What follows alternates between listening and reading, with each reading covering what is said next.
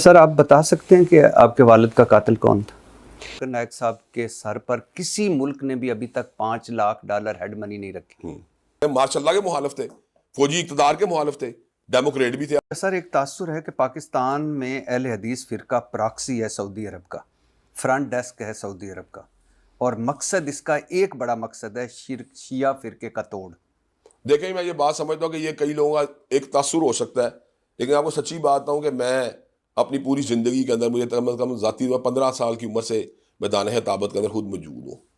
35 साल के अंदर मैंने नहीं कोई एक ऐसी तकरीर की जिसमें कोई सऊदी अरब की तईद मौजूद हो, या मैंने कहा कि सऊदी अरब से कोई हमें वो करना चाहिए, वहाँ से कोई तालीमात जो आ रही हैं। सऊदी अरब पर तनकीद भी की है कभी? सऊदी अरब का तनकीद की है, बिल्कुल की है। किस मामले? मैं ये बात समझता हूँ कि जब मादी के अंदर कभी ऐसे मामलात आए हैं जब हमने देखा कि उन्हें बैनुल अक़वामी इशूज़ के ऊपर मुसलमानों की जगह हमायत करनी चाहिए, उन्हें पर्टिकुलर नहीं की, हमने कहा करनी चाहिए उन्हें हर सूरत। आप यहाँ तो कहते हैं कि औरत जो है वो मुख्तसर कपड़े पहने या हिजाब ना करे तो फाशी फैलती है। यहाँ आप सिनेमा के, यहाँ आप इंटरटेनमेंट के बहुत ज़्यादा हामी नहीं हैं। एंटरटेनमेंट की हामी तो हम पहले कहते हैं, हम तो किसी भी ऐसे एंटरटेनमेंट हामी नहीं जो पब्लिकली हो रही हो। तो ये पब्लिकली जो हो रही ये हो तो अब सऊदी अरब में हो रही है, तो गलत हो रहा है सऊदी अरब में ये काम। अच्छा, यानी आप नहीं समझते कि आप फ्रंट डेस्क हैं है ही सऊदी नहीं, अरब? जब एक चीज़ है ही नहीं मेरे अंदर, मुझे चीज़ वबस्तगी नहीं, मैं किताब व सुन्नत का और तर्जुमान मैं हूं। आपकी बात मैं मसलक अहले हदीस मसलक की बात, मैं मसलक की बात ही कर रहा हूँ। मैं हदीस मसलक के नुमाइंदगान में से, छोटे नुमाइंदगान में कह लें या कोई दरमियाने नुमाइंदगान में मैं भी शामिल हूँ। तो मैं ये बात समझता हूँ कि हमारे मुल्क के अंदर हमने आज तक किसी बंदे के मुंह से ये बात नहीं सुनी कि सऊदी अरब से ये बात आई है तो उसको आगे प्रमोट कर दिया जाए, या सऊदी अरब ये कह रहा था ये काम कर दिया, मैंने नहीं सुनी बात। सर इस तासर को तकवीत तब मिलती है जब आपके वालिद इलामा एहसान इलाही ज़हीर के सर की कीमत इमाम खुमैनी साहब $5 लाख लगाते हैं।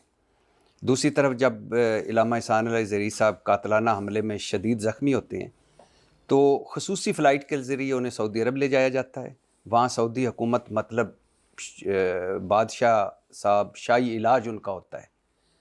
तो अब ज़रा ज़हन में रखिएगा, एक इसको ज़रा ज़हन में रखिए, मतलब अहले हदीस का आलम ईरान लगाता है हेड मनी $5 लाख और सऊदी अरब के शाहों से मरासम है और वहाँ उनका शाही इलाज होता है।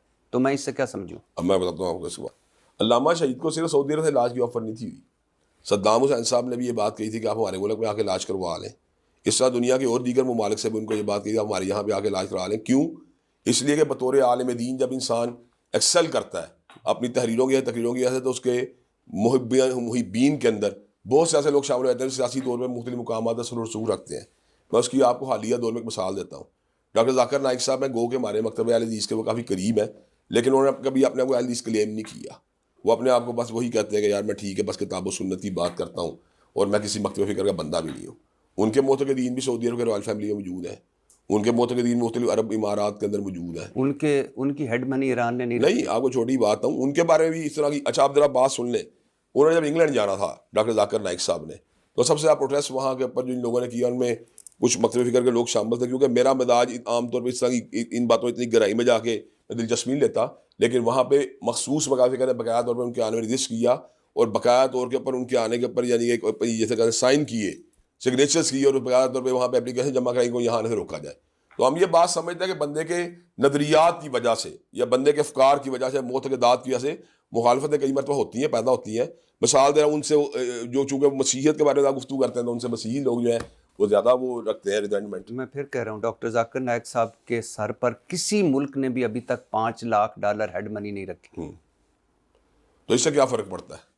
कोई उनको मतलब सुने, उनको उन्होंने टेररिस्ट करार दे दिया, टेररिज्म को हामी करार दिया। ये मुख्तलिफ सूरतें होती हैं ना, ये कोई एक सूरत तो नहीं होती कि जिसकी हेड मनी लगी सिर्फ वही उनको चुभ रहा होगा।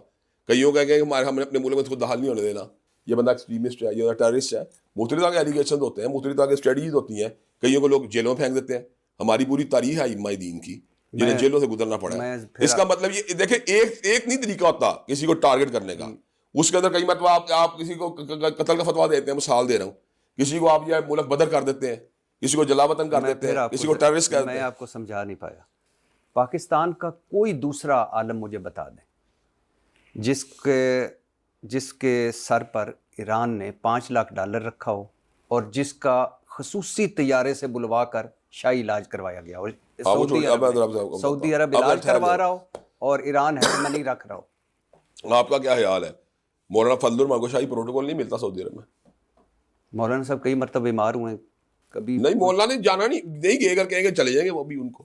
مولانا کو سیاسی پروٹوکول اس سے زیادہ ملتا ہے جتنا کا علماء حدیث کو ملتا ہے اس وقت. مولانا کو وہاں سے زیادہ انٹرٹین کیا. مولانا صاحب کے سر پر ایران نے ہیڈ منی رکھی. مولانا نے کوئی ایسی بات نہیں لکھی جس کی بنیاد پر ان کو یہ بات کہی جائے. میں نے تو مولانا کے پروٹوکول کی بات کی ہے. طاہر شریف صاحب کو پروٹوکول ملتا ہے سعودی عرب کے اندر، کئی لوگوں کو ملتا ہے سعودی عرب. مفتی تقی عثمانی صاحب کو ملتا ہے پروٹوکول سعودی عرب میں. تو جو پروٹوکول سعودی عرب میں ملتا تھا آپ کے والد صاحب کو، اللہ ان کو جنت نصیب کرے، وہ ایران میں کیوں نہیں ملتا تھا؟ میں نے پہلے آپ کو بتایا، مولانا فضل الرحمان ایران میں ملتا ہے. چلے یوں ہی بات کر لیتے ہیں، مولانا کو ملتا ہے ایران میں. مولانا صاحب کے سر پر ہیڈ اب اگلی طرح سن لیں بات. اب آپ کو چونکہ آپ نے بات کی تو آپ کو تھوڑی بات بتا دوں. مجھے تو خود ایک دورہ ایران کی دعوت آ چکی ہے آفیشیل لیول کے اوپر. آ چکی ہے؟ بالکل آ چکی ہے. میں کیوں یہ بات آپ کے ساتھ، یعنی میں اونر کا. آپ نے میرا کام آسان کر دیا. آپ کو دورہ ایران کی دعوت آ چکی ہے، آپ علامہ احسان علی ظہیر صاحب کے بیٹے. ہاں جی. لیکن آپ کے والد کے سر پر انہوں نے 5 لاکھ میں نے آپ کو بتا دیا، اس کا مطلب کوئی ایسی بڑی بات نہیں ہے. پروٹوکول کا جواب دیا آپ کو. پروٹوکول کسی کو کہیں بھی مل سکتا ہے. آپ سمجھتے یہ بڑی بات ہے ہی نہیں؟ ظاہری بات، اگر میری کوئی علمی صلاحیتیں ہوں گی، میرے میں کوئی گہرائی بات کرنے کی گہرائی ہوگی تو مجھے دنیا کہیں پروٹوکول مل جائے. کون سی اس میں چمبے کی بات ہے؟ مجھے اپنے ملک کا پروٹوکول ملتا ہے کئی مقامات کے اوپر. میں آپ ذرا سنے بات. میں بنگلہ دیش گیا ہوں، مجھے وہاں وی آئی پی کئی جگہ پروٹوکول ملا ہے. مجھے جہاز کے اوپر سے بغیر تو گاڑیاں ریسیو کرنے کے لیے وہاں آتی رہی ہیں. یہی انہوں نے، آپ کا کیا خیال ہے کہ مجھے کوئی بنگلہ دیش کا میرا کیا تھا؟ چلو میں مزید آسان کرتا ہوں. کوئی ایسا ملک بتا دیں جس نے آپ کے سر پر 5 لاکھ ڈالر رکھا. نہیں، یہ تو ایک الگ بحث ہے. یہ تو ایک الگ بات ہے جو آپ بات کر رہے ہیں، تو الگ بات ہوتی ہے. تو ایک وقت کی بات ہوتی ہے، کسی وقت کے اوپر کوئی بندہ کسی کو کہہ دے. لیکن آپ نے جس پروٹوکول کی بات کی، علماء کو کئی مقامات میں ملتا ہے. اچھا، ویسے آپ جیسے بتائیں ذاکر نائک کو دنیا کتنے مقام پروٹوکول ملتا ہے؟ جی میں نے آپ سے وہ سوال کیا تھا کہ ذاکر نائک کتنے ملک ہیں جنہوں نے ان کے سر پر ہیڈ منی رکھی ہوئی ہے؟ میرا کئی ملکوں کا داخلہ منع ہے. نہیں، داخلہ منع ہے. اس کا مطلب یہ دیکھو فرق ہے نا کفیت. آپ کا مطلب صرف ہیڈ منی کافی ہوتی ہے، مقدمات ہوتے ہیں، جیلیں ہوتی ہیں، ہیڈ منی ہوتی ہے، اس کے بعد ایکسپیل کرنے کا طریقہ کار ہوتا ہے. کسی کو ٹارگیٹ کرنے کا کوئی ایک طریقہ نہیں، دنیا میں متعدد طریقے ہوتے ہیں. اچھا، آپ بیٹے ہیں علامہ احسان علی ظہیر صاحب کے، آپ بتا سکتے ہیں کہ یہ ہیڈ منی کیوں رکھی گئی تھی؟ میں نے پہلے آپ کو بتایا بات ہے، تو وہ جانتے ہیں اس بات میں کہ وہ انہوں نے کیوں رکھی. مجھے اس بارے میں اس بات علم نہیں ہے. اور نہ آپ کو یہ بتاؤں، نہ ہی میں اس فیکٹ کو جو ہے اس لیول کے اوپر دیکھ رہا ہوں جس فیکٹ لیول کا اور آگے دیکھ رہے ہیں. یہ میری ایک بات سنائی ہے کہ ڈاکومنٹڈ بات نہیں ہے. ہم نے بھی سنی ہے یہ بات، لیکن ہمارے کوئی ڈاکومنٹری پروف نہیں اس بات کا کہ ان کی فلاں اتنی منی لگائی گئی تھی.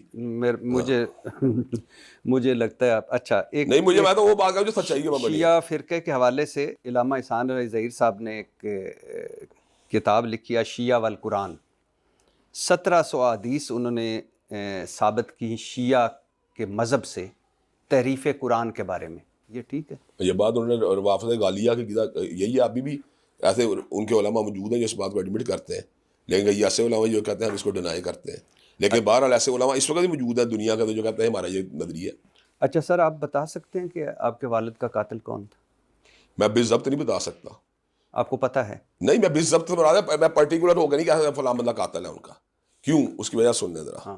وہ ڈیموکریٹ بھی تھے، وہ ماشاء اللہ کے مخالف بھی تھے، وہ اسلامی نظام کے حامی بھی تھے. اس کے علاوہ ان کا روافض غالیہ کے بارے میں ان کے صحت نظریات بھی تھے.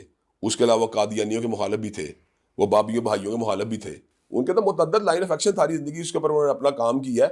اس لیے بے ضبط کس طرح بتا سکتا ہوں کہ فلاں بندوں کا قاتل. اس وقت تحقیقات ہوئی تھی؟ ہاں، کئی تحقیقات کی گئی ہیں، لیکن سچی بات یہ کہ ہمیں اس مسئلے کا پوری طرح نہیں اویئرنیس حاصل کی ان کا کیا رزلٹ نکلا تھا.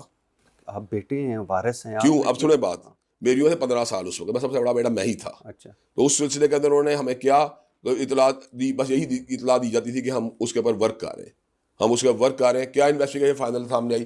ہمیں آج تک اس بات سے گاہ نہیں کیا گیا. تو مطلب آپ کو ابھی تک نہیں پتا کہ قاتل کون؟ ساری بات ہے. کس طرح کسی کو قاتل کہہ سکتا ہوں میں یعنی یہ تو میری بڑی بیوقوفی ہوگی کہ میں پرٹیکولرلی بندے کو متعین کر دوں. میں نے تو آپ کو بتا دیا کہ قادیانی بھی ان کے مخالف تھے، وہ بابی بھائیوں کے خلاف بھی انہوں نے تحریریں لکھی ہیں، روافض غالیہ بھی ان کے مخالف تھے. تو اس طرح ہی کئی ان کے اپنے وہ زندگی میں کہتے ہیں ماشاء اللہ کے مخالف تھے، فوجی اقتدار کے مخالف تھے، ڈیموکریٹ بھی تھے. اب میں کس طرح یہ بات کہتا ہوں فلاں ان کا قاتل ہے؟ اچھا، یہ جو الشیعہ والقرآن، اس میں انہوں نے 1700 حدیث لکھی تھیں جو شیعہ سے لے کر کہ جس میں شیعہ مذہب کا، اگر میں غلط نہیں ہوں تو مجھے آپ کریکٹ کیجئے گا، شیعہ فرقے کا مسلک کا یہ کلیم ہے کہ قرآن شریف میں 1700 تحریف ہوئی ہیں. یہ انہوں نے اکٹھا کر کے لکھا تھا کہ شیعہ سمجھتے ہیں کہ قرآن مجید میں تحریف ہوئی ہے. یہی بات ہے؟ ہاں جی، ہاں جی، یہی. اچھا سر، آپ اہل حدیث مسلک سے ہیں. اہل حدیث کو بظاہر سمجھا جاتا ہے کہ عقیدہ توحید پر نبی صلی